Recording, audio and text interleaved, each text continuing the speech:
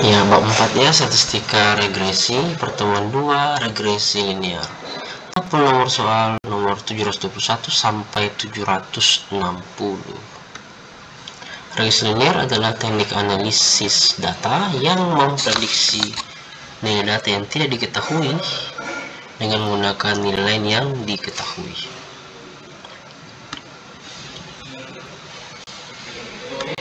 Jika diagram pencar menunjukkan adanya korelasi antara dua variabel, kita dapat membuat garis-garis yang ditarik dari titik-titik pada diagram pencar tersebut. Di antara semua garis, hanya ada satu garis yang paling tepat untuk menggambarkan hubungan antara dua variabel. Garis itu disebut garis regresi atau garis base fit. Ini ya. Ini adalah diagram pencar dan ada sebuah garis yang paling tepat menghubungkan dua variabel itu. Nah, pentingnya regresi linear. Model regresi linear relatif sederhana dan memberikan rumus matematika yang mudah ditafsirkan untuk menghasilkan prediksi. Regresi linear adalah teknik statistik yang sudah ada dan mudah diterapkan pada perangkat lunak dan komputasi. Bisnis menggunakannya untuk mengkonversi data mentah secara andal dan dapat diprediksi menjadi kecerdasan bisnis serta wawasan yang dapat ditindaklanjuti. Para ilmuwan di berbagai bidang termasuk biologi serta ilmu perilaku, lingkungan dan sosial menggunakan regresi linear untuk melakukan analisis data awal dan memprediksi tren masa depan. Banyak metode ilmu data seperti machine learning dan kecerdasan buatan menggunakan regresi linear untuk memecahkan masalah yang kompleks. Berikutnya adalah cara kerja regresi linear. Pada intinya, teknik regresi linear sederhana mencoba untuk menyusun grafik garis antara dua variabel data, yaitu X dan Y. Sebagai variabel independen, X berada di sepanjang sumbu horizontal. Variabel independen juga disebut variabel explanatory atau variabel prediktor. Variabel dependen Y berada pada sumbu vertikal. Anda juga dapat merujuk pada nilai Y sebagai variabel respon atau variabel yang diprediksi. Persamaan garis regresi sederhana sering dituliskan dalam bentuk umum berikut: Y atau P sama dengan MX ditambah C. Dengan Y atau P adalah nilai variabel dependen yang diprediksikan, X adalah nilai variabel independen, sedangkan M adalah koefisien regresi atau gradien garis regresi. C adalah konstanta atau nilai Y atau P jika X sama dengan 0.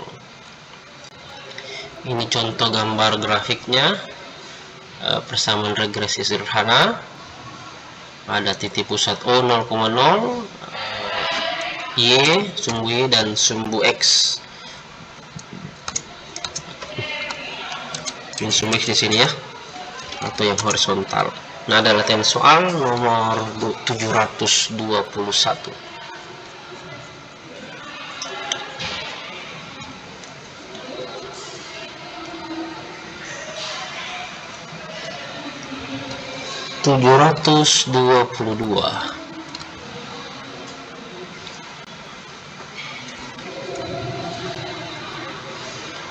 Tujuh ratus 23.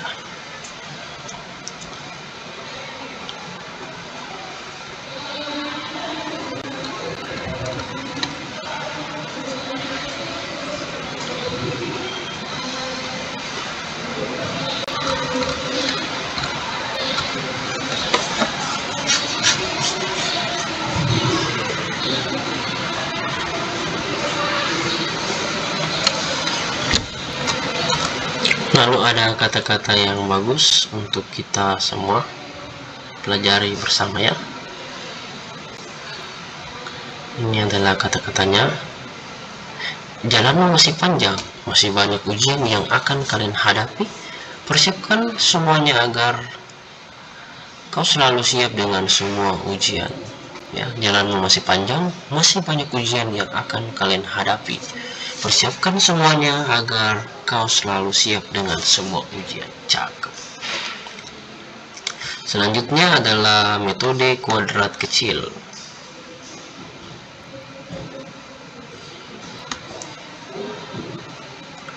Metode kuadrat kecil merupakan suatu metode yang digunakan untuk menentukan hubungan linear dari suatu data agar dapat diprediksi nilai-nilainya, yang mana nilai tersebut tidak terdapat pada data-data yang kita miliki. Prinsip pemilihan garis regresi dengan metode kuadrat kecil adalah meminimalkan jumlah kuadrat residu. Sedangkan residu adalah jarak vertikal antara titik-titik data dan garis regresi. Ini ada gambarnya.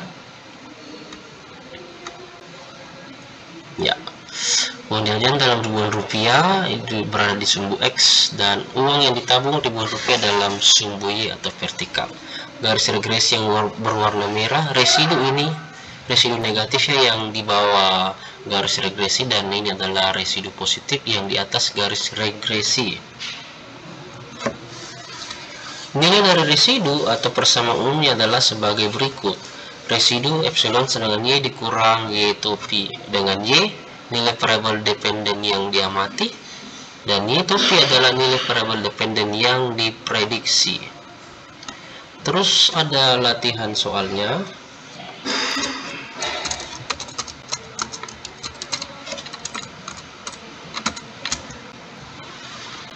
Nomor 726.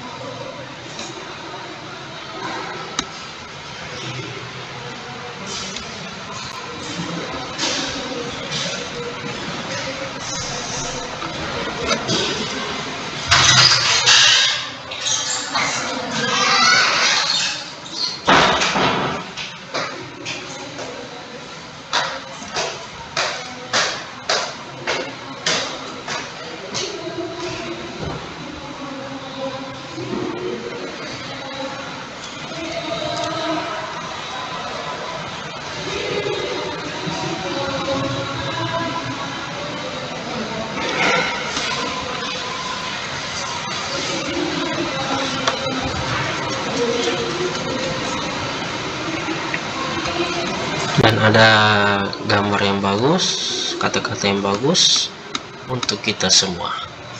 Ya, jangan pernah berhenti berdoa dan menjalankan perintah dari agamamu. Sekali lagi ya, jangan pernah berhenti berdoa dan menjalankan perintah dari agamamu. Cakep. Dan materi berikutnya adalah rumus persamaan regresi dengan metode kuadrat kecil adalah sebagai berikut.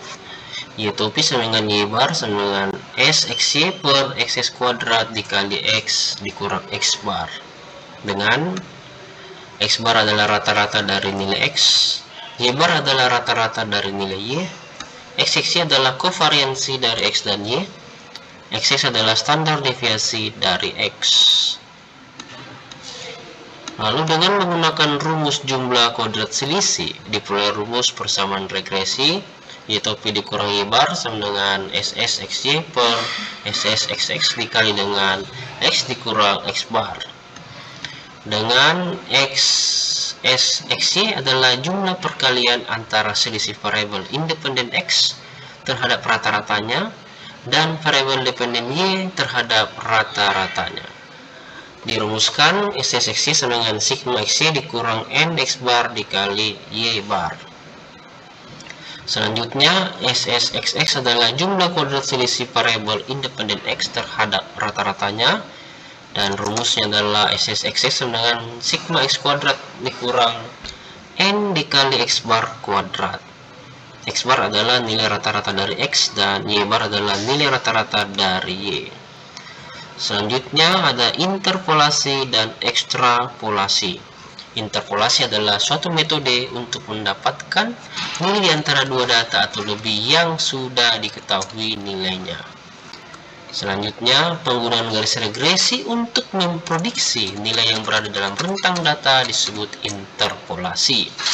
Rumus interpolasi adalah Y sama dengan Y1 ditambah dalam kurung X2 kurang X1 dikali dalam kurung Y2 kurang Y1 per X2 dikurang X1, dengan Y adalah nilai interpolasi linear, X adalah variabel bebas, X1, Y1 adalah nilai fungsi pada satu titik, X2, Y2 adalah nilai fungsi pada titik lainnya.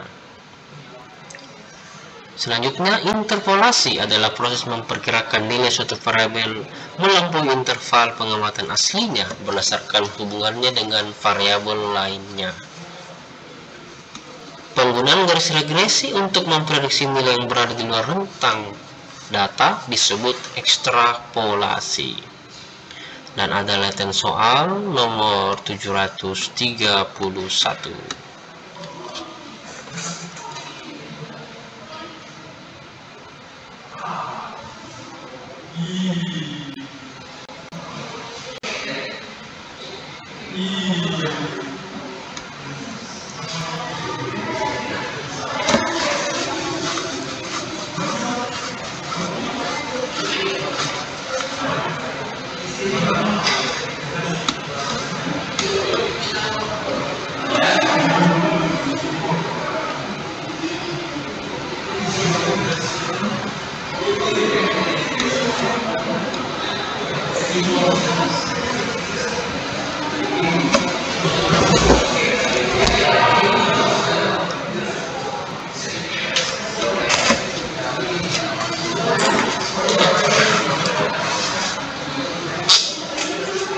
Dan ada kata-kata yang bagus untuk kita semua.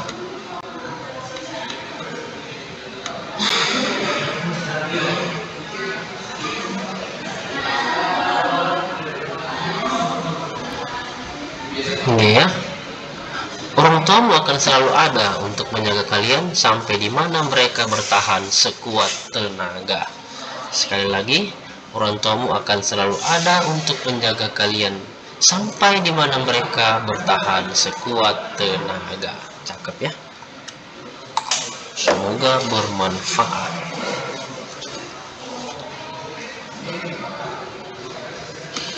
Lalu nomor 736, 737, 738.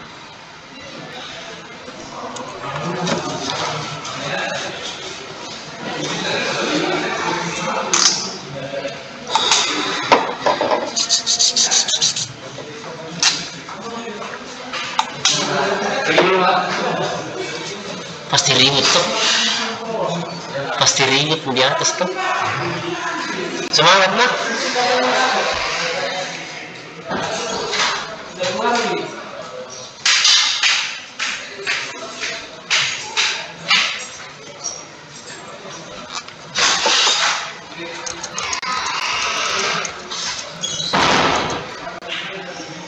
Ya, lanjut 739.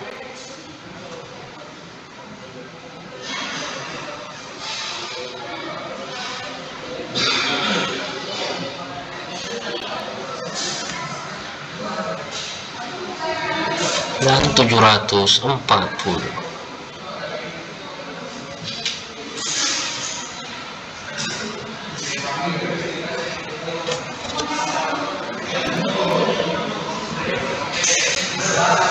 Dan ada kata-kata yang bagus.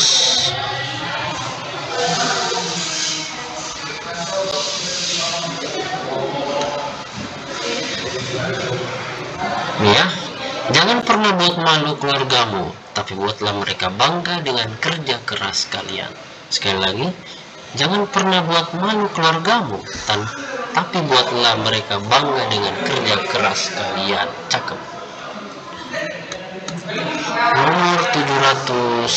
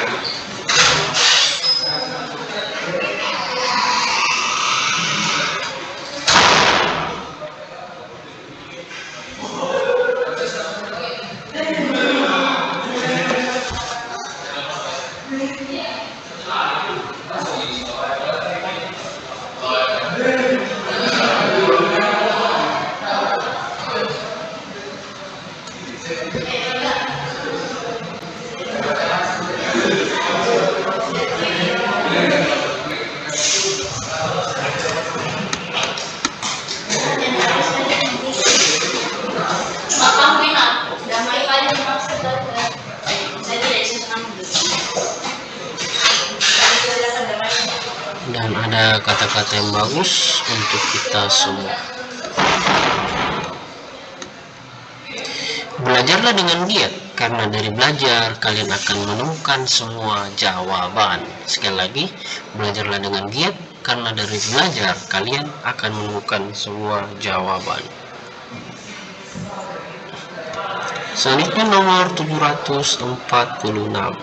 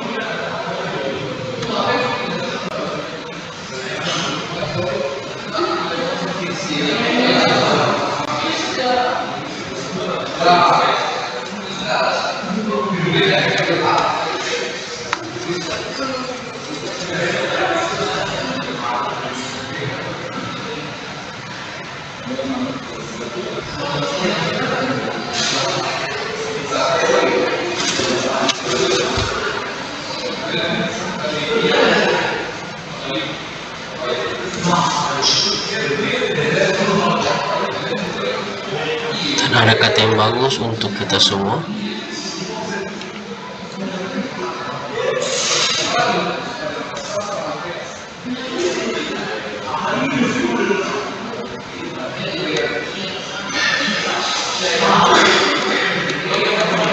Ini ya. Buang semua sifat sombong, iri hati, dan dengki kalian sampai kalian besar nanti. Buang semua sifat sombong, iri hati, dan dengki kalian sampai kalian besar nanti. Cakep. Kemudian nomor 751.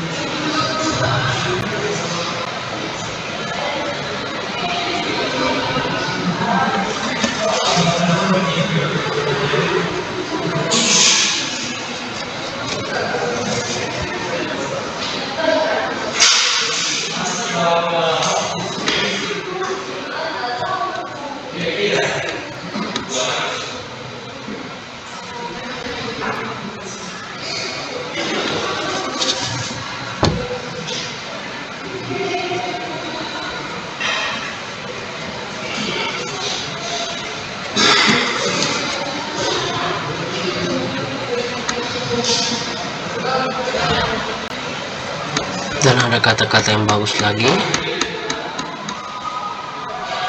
Jangan pernah merasa diri kalian hebat, karena sifat itu akan bisa menjatuhkan diri kalian sendiri. Sekali lagi ya, jangan pernah merasa diri kalian hebat, karena sifat itu akan bisa menjatuhkan diri kalian sendiri. Cakep. Selanjutnya soal nomor 756.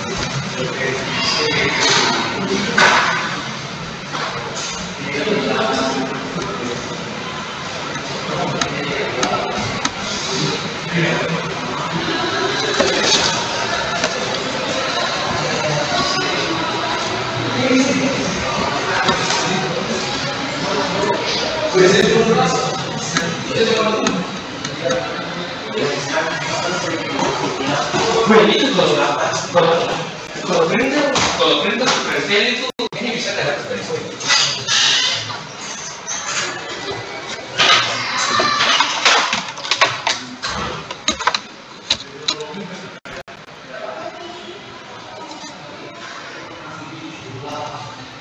Yaitu 760, dan ada kata-kata kalimat yang bagus untuk kita semua. Kalian harus selalu tegar, mawas diri, rendah hati, dan tetap selalu percaya diri pada diri kalian. Sekali lagi, kalian harus selalu tegar, mawas diri, rendah hati, dan tetap selalu percaya diri pada diri kalian. Cakep. Ya, mari menabur benih kebaikan setiap saat. Semoga bermanfaat. Positive thinking. Salam sukses selalu untuk kita semua. Amin. Muhammad 2024, mari mengajar. Nomor WA 081361740115. Sampai jumpa lagi di video kami berikutnya, dan selamat belajar. Semangat selalu.